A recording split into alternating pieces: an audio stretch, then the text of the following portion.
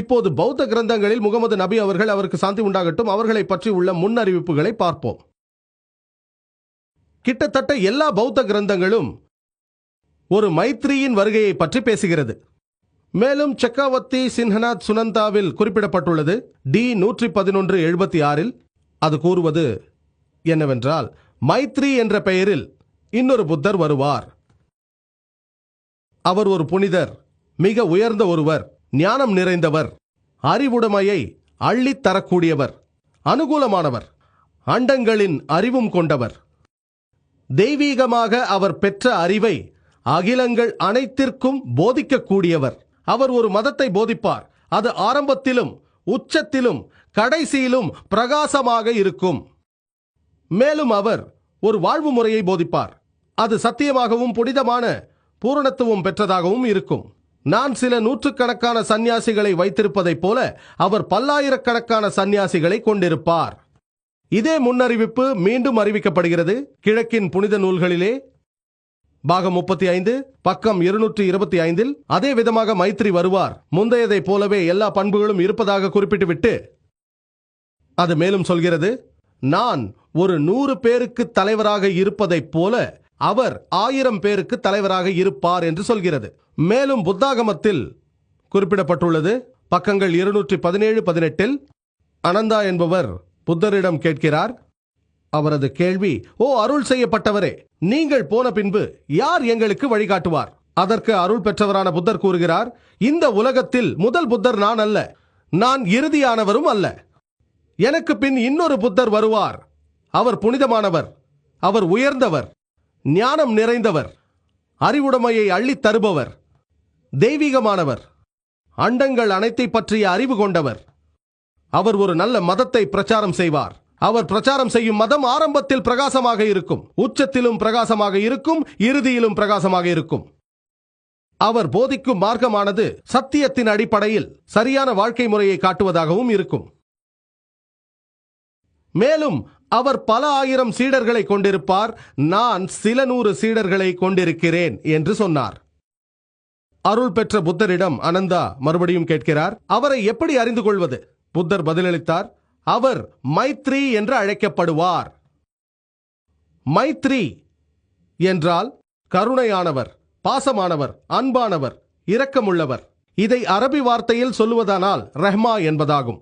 அல்லாஹ் சொல்கிறான் திருக்குரான் சூரா அல் அன்பியாவில் அத்தியாயம் 21 வசனம் 107, வமா அர்சல்னாகா இல்லா ரஹ்மத்தல் லில் ஆலமீன், நாம் உம்மை அகிலத்தாருக்கு எல்லாம் ரஹமத்தாக ஒரு அருட்கொடையாகவே அன்றி அனுப்பவில்லை, எல்லா படைப்பினங்களுக்கும் மொத்த மனித சமூகத்திற்கும் அருட்கொடையாக.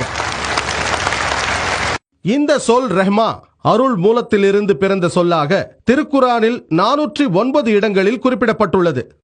மேலும் ஒரு அழகிய துவக்கமாக சூரா அத்-தௌபாவை தவிர மற்ற எல்லா அத்தியாயங்களின் தலைப்பிலும் பிஸ்மில்லாஹிர் ரஹ்மானிர் ரஹீம், அளவற்ற அருளாளனும் நிகரற்ற அன்புடையோனுமாகிய அல்லாவின் திருப்பெயரால் என்று ஆரம்பிக்கும். ஆகவே பௌத்த கிரந்தங்களில் மைத்ரி சம்பந்தப்பட்ட வசனங்கள் இறை தூதர் முகமது நபி அவர்களையே குறிக்கின்றன. முகமது நபி அவர்களை பற்றி புத்த கிரந்தங்களில் மேலும் குறிப்பிடப்பட்டுள்ளது. கிழக்கின் புனித நூல்களில் குறிப்பிடப்பட்டுள்ளது. பாகம் 11 பக்கம் 36 மகா பரிணிப்பான சுத்தா அத்தியாயம் 2 வசனம் 32 கூறுகிறது, அதில் புத்தரை பொறுத்தவரையில் நேரடியாகவோ மறைமுகமாகவோ ஆசிரியர்கள் இல்லை.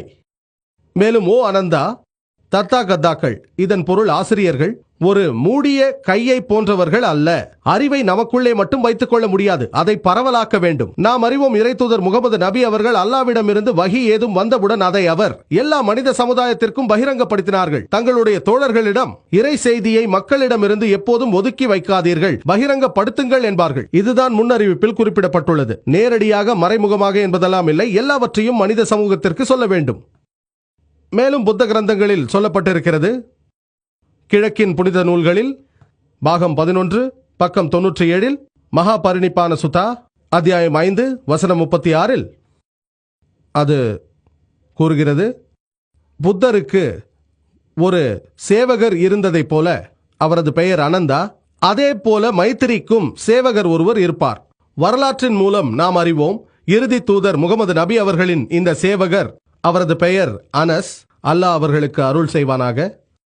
மேலும் அனஸின் தந்தையின் பெயர் மாலிக், அல்லாஹ் அவர்களுக்கு அருள் செய்வானாக.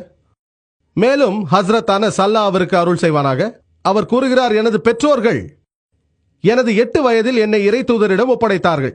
அப்போது அவரது தாயார் இறை தூதரிடம், அல்லாவின் தூதரே, இந்த சிறுவனை உங்களின் சேவகனாக ஏற்றுக்கொள்ளுங்கள் என்று கூறினார். மேலும் அனஸ், அல்லாஹ் அவருக்கு அருள் செய்வானாக, கூறுகிறார்கள், இறை தூதர் அவர்கள் என்னை மகனாக அல்லது அன்பு கொண்ட சிறுவனாக வைத்திருந்தார்கள்.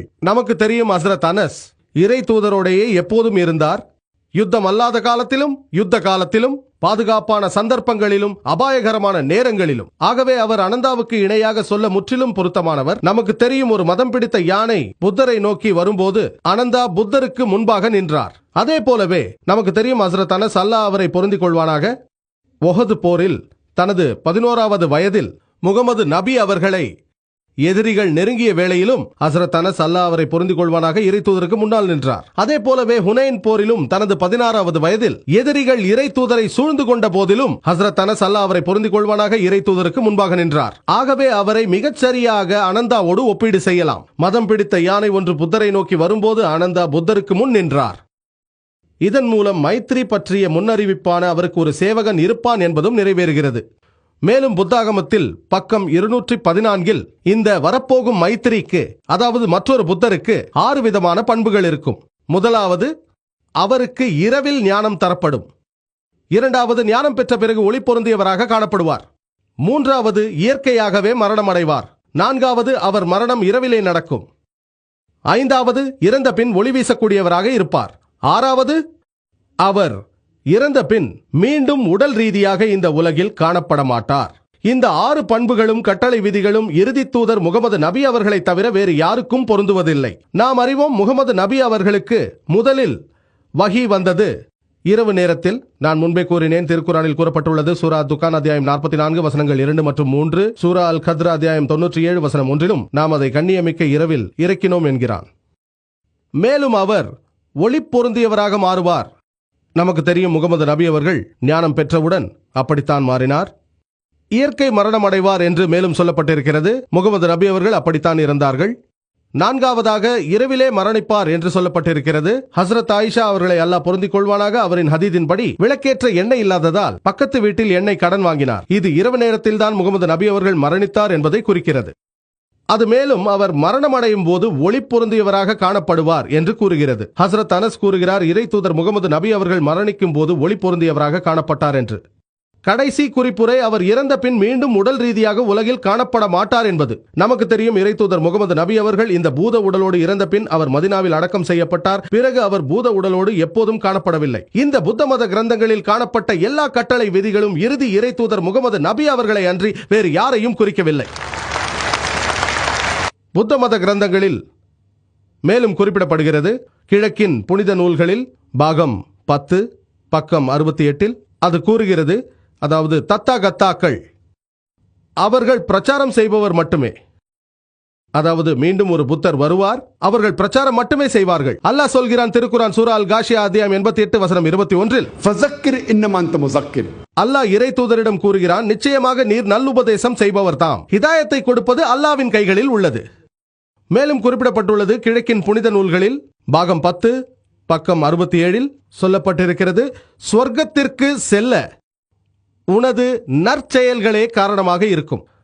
உங்கள் நற்செயல்களின் காரணமாகத்தான் சொர்க்கத்திற்குள் நுழைய முடியும். அல்லாஹ் சொல்கிறான், சூரா அல் அஸ்ர் அத்தியாயம் 103 வசனங்கள் 1 முதல் 3 வரை, வல் அஸ்ர் இன்னல் இன்சான லஃபீ ஹுஸ்ர் இல்லல் லஸீன ஆமனு வ அமிலு ஸாலிஹாத்தி வ தவாஸவ் பில் ஹக்கி வ தவாஸவ் பிஸ் ஸப்ர். இதன் பொருள், காலத்தின் மீது சத்தியமாக நிச்சயமாக மனிதன் நஷ்டத்தில் இருக்கிறான். ஆயினும் எவர்கள் நம்பிக்கை கொண்டு நல்லறங்கள் செய்து சத்தியத்தை கொண்டும் பொறுமையை கொண்டும் ஒருவருக்கொருவர் உபதேசிக்கிறார்களோ அவர்களை தவிர. சொர்க்கத்திற்கு போவதற்குரிய இலக்கணம் என்னவென்றால் அமலே சாலிஹாத், நற்செயல்களே. அது புத்த மத கிரந்தங்களிலும் சொல்லப்பட்டிருக்கிறது. மேலும் இது குறித்து தம்மப்பதம் மத்தாய சுத்தா 151 சொல்லப்பட்டிருக்கிறது. அது மற்றும் ஒரு புத்தா, அதாவது இறுதியான மைத்ரி வருவதற்கான இலக்கணம் கூறுகிறது. அவர் மனித இனத்திற்கு ஒரு அருட்கொடையாக வருவார் என்கிறது. அன்பானவராக இருப்பார், மனித சமூகத்திற்கு முன்மாதிரியாக இருப்பார், கருணை உள்ளம் கொண்டவராக, உண்மையானவராக இருப்பார் என்று சொல்கிறது. ஆகவே இந்த எல்லா இலக்கணங்களையும் ஆராய்ந்தால் அது நிச்சயமாக இறுதி இறை தூதர் முகமது நபி அவர்களை தவிர வேறு யாரும் இருக்க முடியாது. இதுவே புத்த மத கிரந்தங்களில் இறுதி இறை தூதர் முகமது நபி அவர்களை பற்றி குறித்துள்ளதின் சுருக்கமான செய்தி.